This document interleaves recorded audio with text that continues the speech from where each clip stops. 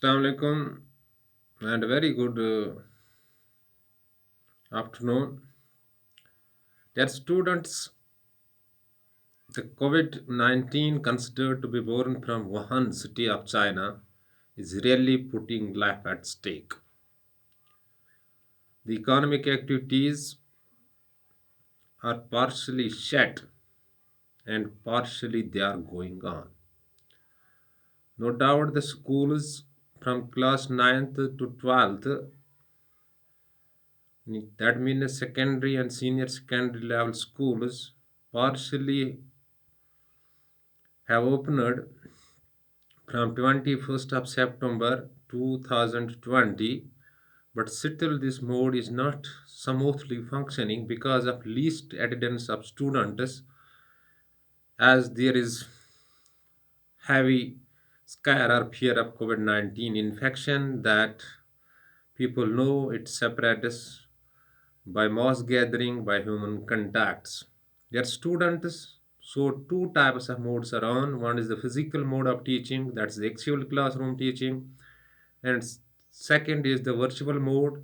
You need to touch things from both the modes so that you can compensate the loss that you were hit with during these days of pandemic. Dear students, your examinations are approaching fast. You must put extra efforts and do extra hard work and also remain psychologically motivated that we will cross the examination with ease.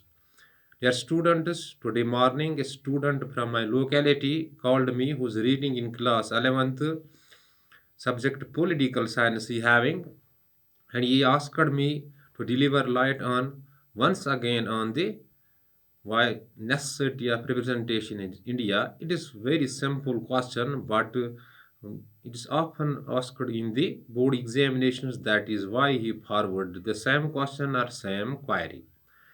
Dear students, democracies are of two types. One is the indirect democracy, and there is the direct democracy. And direct democracy is a democracy where people are directly called for the decision-making policies of the government.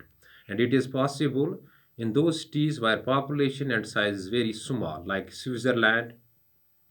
But indirect democracy is a democracy where people choose representatives who talk or who represent people because of the huge size of the modern states. Dear students, this indirect democracy is also called the representative democracy. In big states like America, like Pakistan, like Bangladesh, the direct democracy can't be possible. Dear students, it is very easy. Why is representation necessary in India? So it is very simple to answer. India is the second populous country in the world after China, and its size is very huge. Also, it's seventh biggest state in the world in terms of size area. So it is very hard to practice here the direct democracy. Remember, direct democracy is a democracy in which people are directly called for the decision making policies of the government. But first of all, you need to know what is the representation. For that, I will localize the concept. There students where you are enrolled, there are 600 or 700 students because you are enrolled in a higher secondary schools. And when you have any problem related to your teachings, related to your picnics, related to your games, you all 600 never go to the office of the principal to put forward these problems or to discuss this issue. Out of the 600 students, only one or two students go there to put forward or put problems before the office of the principal. So, on behalf of 600 students, a person is talking.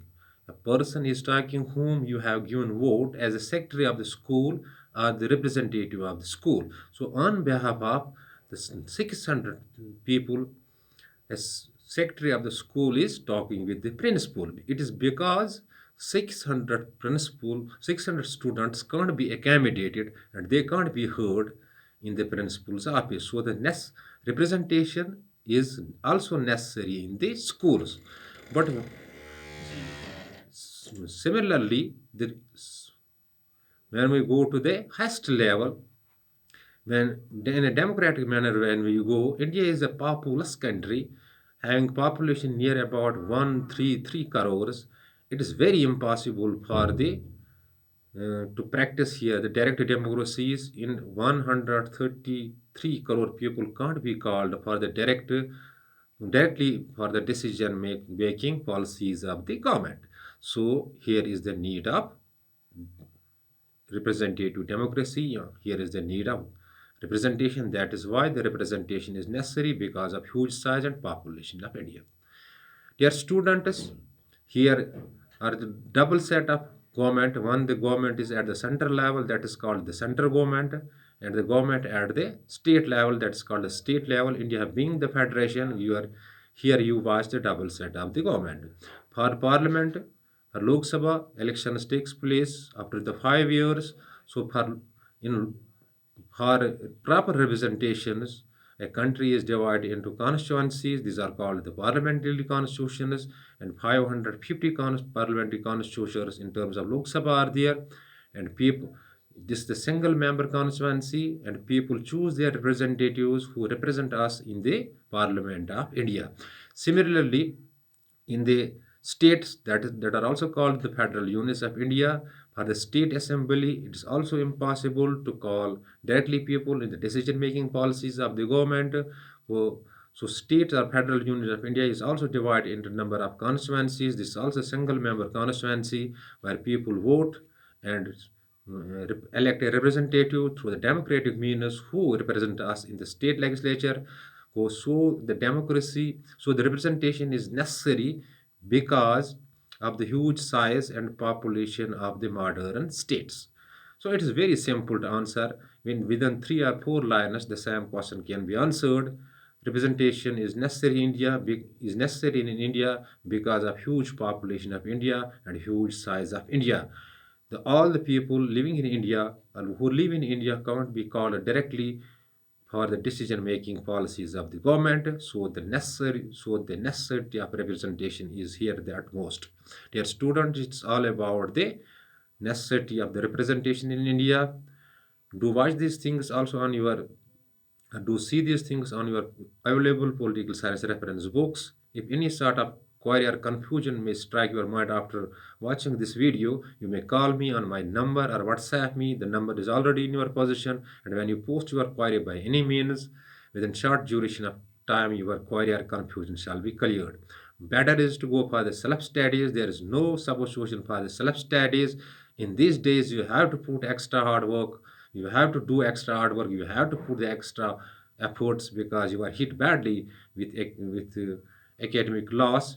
You 1.5 months is enough because your examinations are scheduled in the month of November. Be psychologically motivated and you will cross these examinations with ease. Thanks. Be balanced.